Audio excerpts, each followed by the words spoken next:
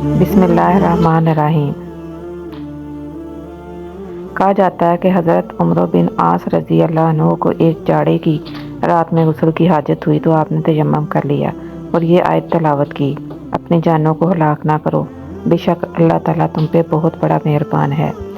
پھر اس کا ذکر نبی کریم صلی اللہ علیہ وآلہ وسلم کی خدمت میں ہوا تو آپ صلی اللہ علیہ وآلہ وسلم نے ان کی کوئی ملامت نہیں فرمائی۔ حدیث نمبر 345۔ اگر غسل کی حاجت ہو اور پانی نہ ملے تو کیا نماز نہ پڑھی جائے؟ عبداللہ نے فرمایا ہاں، اگر مجھے 1 مہینہ تک بھی پانی نہ ملے گا تو میں نماز نہ پڑھوں گا۔ اگر اس میں لوگوں کو اجازت دے دی جائے تو سردی معلوم کر کے بھی لوگ تیمم سے نماز پڑھ لیں گے۔ ابو موسیٰ کہتے ہیں کہ میں نے کہا، پھر حضرت عمر رضی اللہ عنہ کے سامنے حضرت عمار رضی اللہ عنہ کے قول کا کیا جواب ہوگا؟ بولے کہ مجھے تو نہیں معلوم ہے کہ عمر رضی اللہ عنہ عمار رضی اللہ عنہ کی بات سے مطمئن ہو گئے تھے۔ حدیث نمبر 346۔ میں عبداللہ بن مسعود اور ابو موسیٰ اشعری کی خدمت میں تھا۔ ابو موسیٰ نے پوچھا کہ ابو عبد الرحمن، آپ کا کیا خیال ہے کہ اگر کسی کو غسل کی حاجت ہو اور پانی نہ ملے تو وہ کیا کرے؟ عبداللہ نے فرمایا کہ اسے نماز نہیں پڑھنی چاہیے جب تک اسے پانی نہ مل جائے۔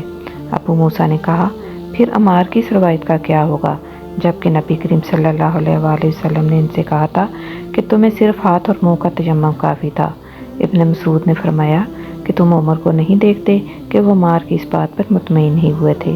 پھر ابو موسیٰ نے کہا کہ اچھا، عمار کی بات کو چھوڑو، لیکن اس آیت کا کیا جواب دو گے جس میں جنابت میں تیمم کرنے کی واضح اجازت موجود ہے؟ عبداللہ بن مسعود اس کا کوئی جواب نہ دے سکے، صرف یہ کہا کہ اگر ہم اس کی بھی لوگوں کو اجازت دے دیں تو ان کا حال یہ ہو جائے گا کہ اگر کسی کو پانی ٹھنڈا معلوم ہوگا تو اسے چھوڑ دیا کرے گا اور تیمم کر لیا کرے گا۔ احمش کہتے ہیں کہ میں نے شقیق سے کہا کہ گویا عبداللہ نے اس وجہ سے یہ صورت ناپسند کی تھی، تو انہوں نے جواب دیا کہ ہاں۔ حدیث نمبر 347۔ اگر ایک شخص کو غسل کی حاجت ہو اور مہینہ بھر پانی نہ پائے تو کیا وہ تیمم کر کے نماز نہ پڑھے؟ شقیق کہتے ہیں کہ حضرت عبداللہ بن مسعود نے جواب دیا کہ وہ تیمم نہ کرے اگرچہ وہ 1 مہینہ تک پانی نہ پائے اور نماز موقوف رکھے۔ ابو موسیٰ نے اس پر کہا کہ پھر سورہ مائدہ کی اس آیت کا کیا مطلب ہوگا کہ اگر تم پانی نہ پاؤ تو پاک مٹی پر تیمم کر لو؟ حضرت عبداللہ بن مسعود بولے کہ اگر لوگوں کی اجازت دے دی جائے تو جلد ہی یہ حال ہو جائے گا کہ جب ان کو پانی ٹھنڈا معلوم ہوگا تو وہ مٹی سے ہی تیمم کر لیں گے۔ احمش نے کہا کہ میں نے شقیق سے کہا تو تم نے جنبی کے لیے تیمم اس لیے برا جانا؟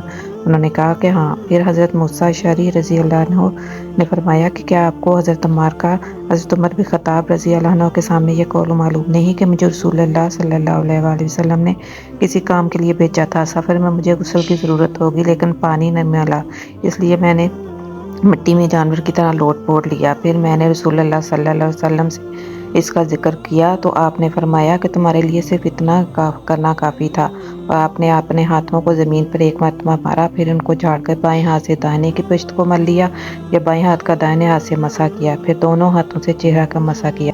عبداللہ نے اس کا جواب دیا کہ آپ عمر کو نہیں دیکھتے کہ انہوں نے عمار کی بات پر قناعت نہیں کی تھی؟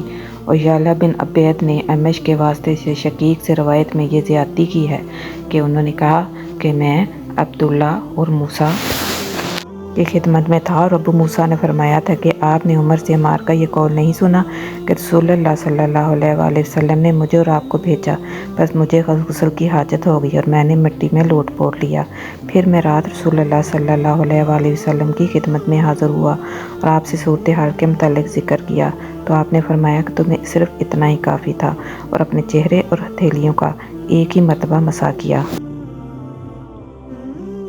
حدیث نمبر 348۔ رسول اللہ صلی اللہ علیہ وآلہ وسلم نے ایک آدمی کو دیکھا کہ الگ کھڑا ہوا ہے اور لوگوں کے ساتھ نماز میں شریک نہیں ہو رہا۔ آپ صلی اللہ علیہ وآلہ وسلم نے فرمایا، اے فلاں، تمہیں لوگوں کے ساتھ نماز پڑھنے سے کس چیز نے روک دیا؟ اس نے عرض کی، یا رسول اللہ، مجھے غسل کی ضرورت ہو گئی اور پانی نہیں ہے۔ آپ صلی اللہ علیہ وآلہ وسلم نے فرمایا، پھر تم کو پاک مٹی سے تیمم کرنا ضروری تھا، بس وہ تمہارے لیے کافی ہوتا۔